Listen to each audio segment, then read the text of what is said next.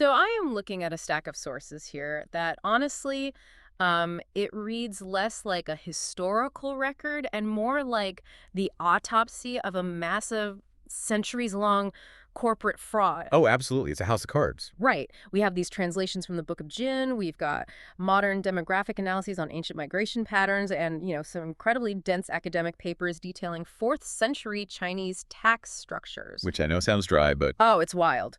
The mission for this deep dive is to take all of this material and dissect a very specific, deeply cynical era, which is the Eastern Jin dynasty. right. Because usually when you dig into history's great empires, the central theme is, brutal competence. Weeping maps, centralized authority. Yeah, iron-fisted logistics. You read about these guys projecting absolute power. But, you pour yourself a drink, sit down with the Eastern Jin, and that entire conqueror narrative just evaporates. It's totally gone. We are looking at a society that functioned as a completely failed state on paper, yet somehow it survived for over a century purely on aesthetic audacity and rented authority. Well, it was an empire built entirely on structural contradiction. Yeah. I mean, they lost their homeland, they lost their physical leverage, but they managed to sustain this highly sophisticated illusion of control just by pushing cultural decadence to its absolute limit. Yeah, exactly. So we're going to strip away the poetry and look at the actual mechanics of this era.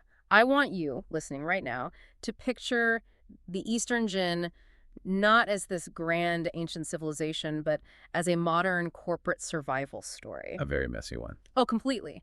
This is the tale of a down-and-out CEO stripped of all his hard assets, desperately trying to manage a board of directors made up of, the most aggressive, passive-aggressive aristocrats in recorded history. That's a perfect way to put it. To understand how this bizarre dynamic started, we really have to look at the catastrophic origin story, an event the historical texts call Yiguan Nandao. Literally, clothes and crowns moving south.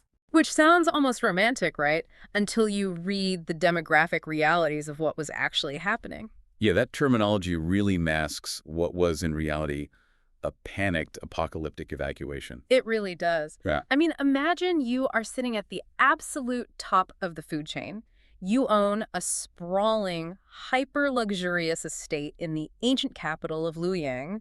You are the untouchable northern elite. You're living in the ancient equivalent of a New York City penthouse. Right, a massive penthouse. Then suddenly, massive nomadic armies breach the walls. The Western Jin dynasty just collapses overnight. You don't have time to liquidate your assets. You don't even have time to pack the family silver. You're just running. You run in the middle of the night in your pajamas. You just keep running south across the Yangtze River, ending up in the humid, swampy basin of Jiankang, which is modern-day Nanjing. Like fleeing down to the Florida Keys. Exactly. You arrive with nothing but the clothes on your back, your surviving relatives, and your aristocratic pedigree. And that loss of physical geography is the fatal flaw in their new society.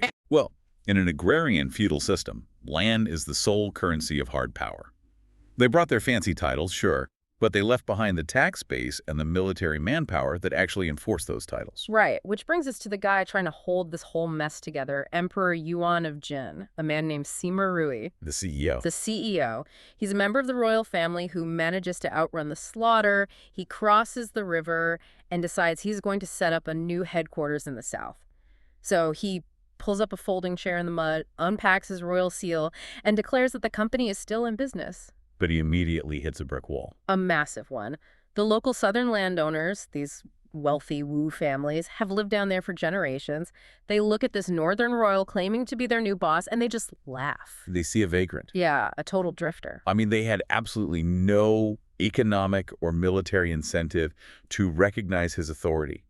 He was basically demanding rent on property he didn't own. So Sima Rui is getting stonewalled by the locals, and you'd think his own people, right, the northern elites who fled with him, would back him up. You would think. But those families, the Q elites, they look at Sima Rui and realize he is nothing more than a convenient legal shield. He was a mascot, a liability sponge. Exactly.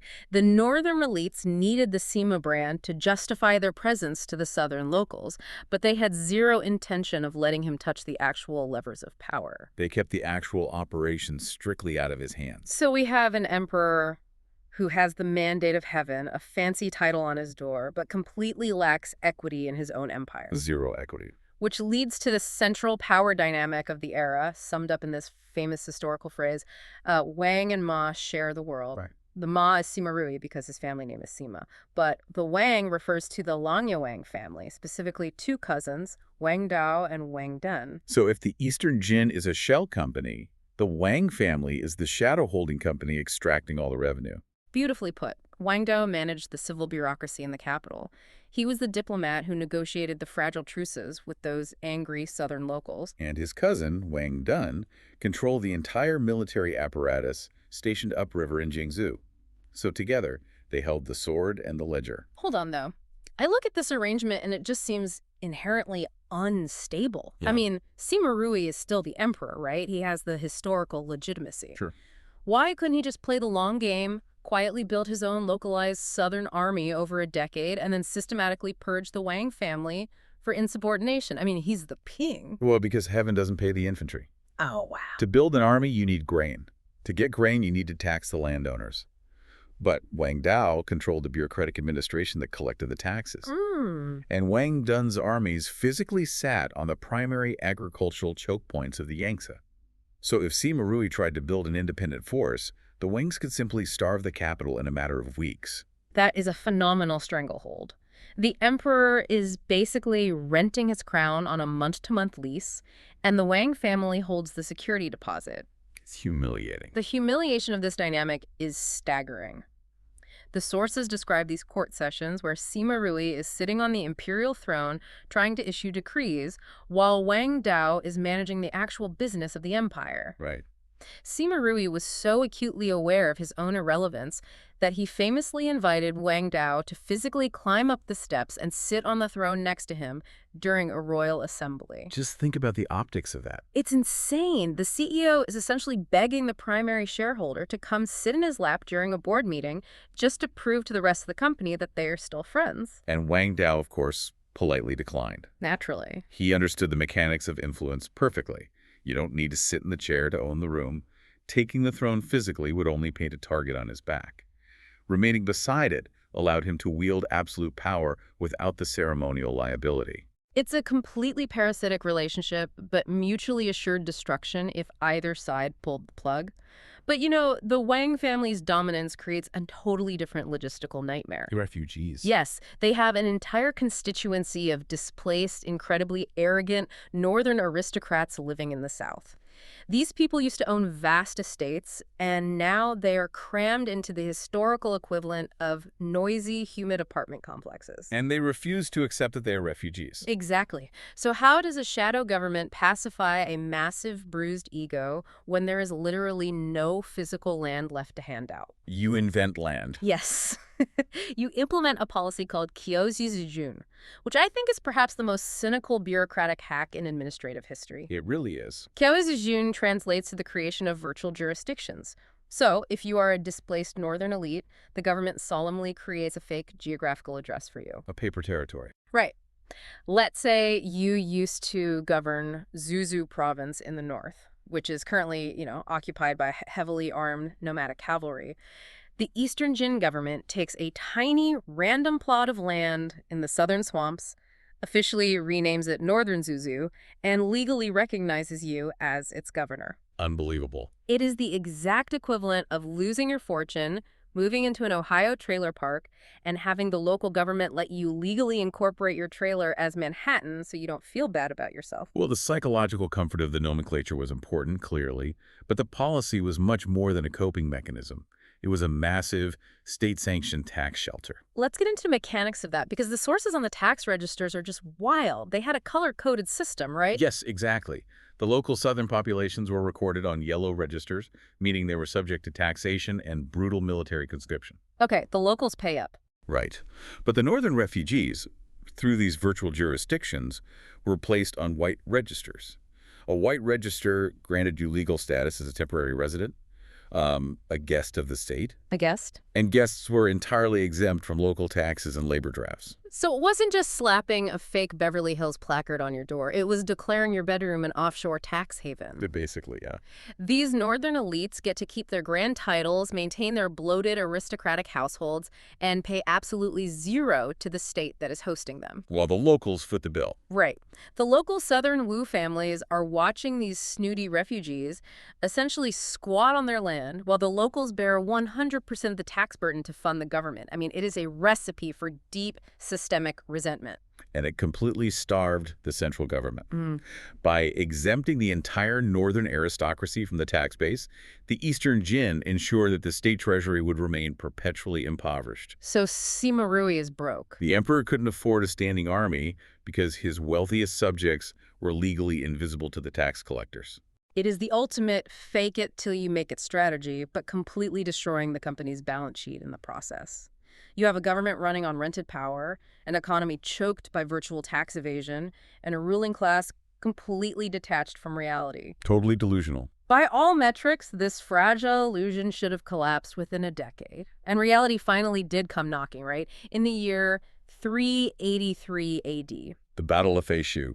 This was the moment the bill came due. Yeah. Up in the north, this leader named Fu Jian has consolidated the former territories into a massive empire called the former Qin. And he looks down at this pathetic, poetry-writing, fake address-having Eastern Jin government, and he decides to liquidate them. It was a massive mobilization. The sources say Fujian mobilizes an army of over 800,000 men. Now, even if we assume ancient historians inflated those numbers, the logistical scale of the invasion was apocalyptic. Unprecedented. Fujian famously boasted that his army was so large, if every soldier simply threw his riding crop into the Yangtze River, they would dam the flow of the water. That's an overwhelming numerical and strategic advantage. I mean, an agrarian state running on a fractured tax base simply does not survive an invasion of that magnitude. But they do. They pull off an absolute miracle. The defense is handed to an uncle and nephew duo, Jian and Jishuan. They deploy a highly specific military unit known as the Beifu Army, or the Army of the Northern Garrison. Right. And despite being outnumbered 10-1, they completely shatter the northern invasion. They cause a full-blown rout. But here's the thing. If the entire Eastern Jin society is built on soft, delicate aristocrats avoiding taxes, how did they suddenly produce a competent military force capable of destroying an empire? Well, because the Beifu army was entirely insulated from the aristocratic rot. How so? They were not recruited for the perfume courts of the capital. Yeah. The Beifu soldiers were the most desperate, hardened refugees from the Huai River Basin. These were families who had been fighting brutal, low-level border skirmishes for decades. So they weren't fighting for the emperor. And they certainly weren't fighting to protect the tax loopholes of the elite. They were fighting because their backs were against the Yangtze River, and they literally had nowhere left to run. Exactly.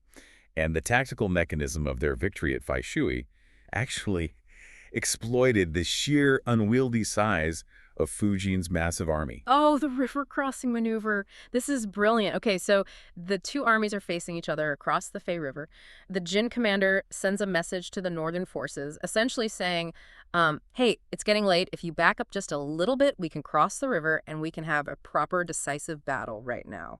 And Fujian agrees. He does. He agrees, thinking he will just let them get halfway across and then crush them in the water. So he orders his massive front line to take a few steps back. But an army of that size has no modern communications. Yeah. The soldiers in the rear can't see the river. Right. All they see is their own front line suddenly retreating towards them. And the Jin had actually planted spies and defectors in the back of the Northern Army who immediately start screaming, "The Qin army has fallen! We are defeated!" Total chaos. Panic just ripples through the ranks. That controlled step backward turns into a catastrophic stampede. The massive Northern Army literally crushes itself to death trying to flee an enemy they hadn't even engaged yet. The hostile takeover is dead in the water. Dead in the water. But as insane as the battle is, the reaction back at corporate headquarters is what truly cements the Eastern Jin legacy for me. You're talking about the response of Jian. Yes. Xian is the commander-in-chief in the capital. He is the ultimate, try-hard, cool guy. The battle that will decide the fate of his entire civilization is happening miles away. So how is he spending his day? Playing a game. He is sitting in a pavilion, playing a casual game of Go with a guest. A messenger arrives, breathless, covered in dust, handing over the military dispatch from the front lines. The empire is saved. And the observer accounts note that Xian reads the dispatch, casually places it on the table, and quietly studies the board to make his next move. His guest is sweating bullets. The guide finally breaks and asks, "What is the news? Did we survive?" And Jian, with the most maddeningly deadpan delivery in history, just sighs and says, "The kids defeated the thieves." Such a flex. He doesn't smile. He doesn't call for celebration. He just acts like the annihilation of a massive invading force was like a minor administrative chore. Well, in the philosophical circles of the era, this was the highest form of character. Really? Yeah, the ideal of the Mingxi, the refined scholar. Showing raw emotion was considered deeply vulgar. Showing panic was a sign of low breeding. You had to maintain an aura of effortless grace, projecting an image that you were entirely above the petty physical concerns of survival. Right. But the sources reveal what happens after the guest leaves. The clogs. The clogs. The game finishes. Xian walks back into his private chambers. Yeah. Behind closed doors, he is so pumped, full of adrenaline, so blindingly relieved that his entire family isn't going to be executed, that he loses all spatial awareness. He trips over the wooden threshold of his doorway and literally smashes the wooden teeth right off the bottom of his traditional clogs, and he doesn't even notice until much later. And those broken clogs are just the perfect metaphor for the dynasty. The outward appearance is one of flawless, undisturbed elegance. But the structural foundation is violently cracking under the immense psychological pressure of maintaining the illusion. Because it takes so much energy to look like you don't care. Exactly. Now, the victory at Faishui bought them time, but you can't run a state purely on aesthetics and one lucky tactical maneuver forever. No. The structural flaws we talked about, right? The outsourced military, the starving treasury, the virtual tax havens, none of those were fixed. The aristocracy just retreated further into their cultural bubble. Though they did manage to drag this system out for decades longer. And from a purely cultural standpoint, it was a golden age. We do have to acknowledge that. This bizarre, broken system produced some of the greatest cultural heavyweights in Chinese history. You have Wang Jizi, the legendary calligrapher whose handwriting is still analyzed stroke by stroke today. Incredible art. And Tao Yuanming, the poet who essentially became the patron saint of quitting your miserable bureaucratic job, moving to the country, and drinking wine next to some chrysanthemums. The ultimate quiet quitting. Yeah. The aesthetic legacy was unparalleled. But they built a society that valued composing flawless poetry over understanding logistics, agricultural reform, or warfare. They created a massive power vacuum at the core of the state. And nature abhors a vacuum. I mean, the aristocratic families had completely outsourced the dirty work of warfare to the Beifu army. Right. It was only a matter of time before the mercenaries realized they were taking orders from men they could effortlessly destroy. Which brings us to the Terminator. Lu Yu. Enter Lu Yu. It is now the early 5th century. Lu Yu is not a refined scholar. He doesn't care about calligraphy, and he definitely doesn't play Go. He's a guy from a deeply impoverished background. The sources note he literally sold straw sandals in the street as a kid. A massive contrast to the elites. Totally. But he joins the military, and he is a battle-hardened, terrifyingly competent warlord. He climbs the ranks of the Beifu army through sheer brutality. Lu Yu represents the violent return of reality to a society that had spent a century avoiding it. He looks at the capital, he looks at the aristocratic families who claim to rule him, and he recognizes the fundamental truth. Which is? Their power is entirely fictional, they have no money, no leverage, and most importantly, no men willing to die for them. So Liu just marches right into corporate headquarters. He doesn't negotiate with the board of directors. He simply tears the Sima family's century-old corporate signboard off the wall. Just takes it down. He forces the final, powerless Eastern Jin emperor to abdicate. He puts up his own sign that says Lu Song, and just like that, the company is liquidated. It was a century-long theatrical production, canceled overnight by a man who actually understood the mechanics of physical force. It's brutal. Lu Yu dragged the entire region out of its refined delusion and into the deeply pragmatic, incredibly brutal era of the northern and southern dynasties. He repossessed the empire. I mean, it really is a phenomenal case study. We've just traced a 100-year reality show. Yep. A society that started with a CEO running in his pajamas, survived by turning their massive tax fraud into virtual addresses, stayed afloat by renting their military power from ambitious generals, and worshipped the idea of doing absolutely nothing with total elegance. It really forces you to consider the sheer momentum of institutional inertia. I mean, a society can survive far longer than logically possible on borrowed prestige, provided every stakeholder agrees to keep their eyes closed to the balance sheet. And that is exactly what I want you listening right now to walk away with. Pull back from 4th century China and look at the architecture of the modern world. It's everywhere. Look at certain multi-billion-dollar tech startups that have generated zero actual revenue but survive purely on the charisma of their founders. Look at massive legacy political institutions or highly curated public figures projecting an aura of total, unshakable control. Right. When you really look at the mechanics of how they operate, how many of them are currently running the Eastern Gin playbook? How many of them are secretly relying on virtual addresses, dodging the fundamental realities of their own industries, and desperately trying to maintain their elegant composure, just praying that a metaphorical Lu Yu doesn't kick down the door tomorrow morning and ask to see the real ledger? Something to mull over. Definitely. We'll catch you next time on The Deep Dive.